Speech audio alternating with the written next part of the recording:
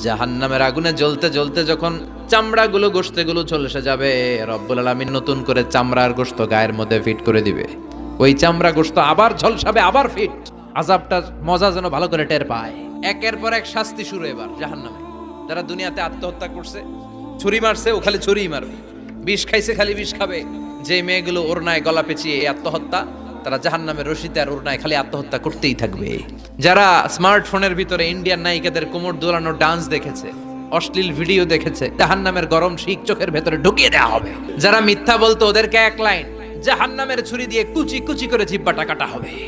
অন্যের জমি মেরে খেয়েছে এরকম ডাকাইত তাছাড়া নাই, 7 জমিন ওর কাঁধে তুলে দেওয়া হবে। এবার ঘাড়ে কর।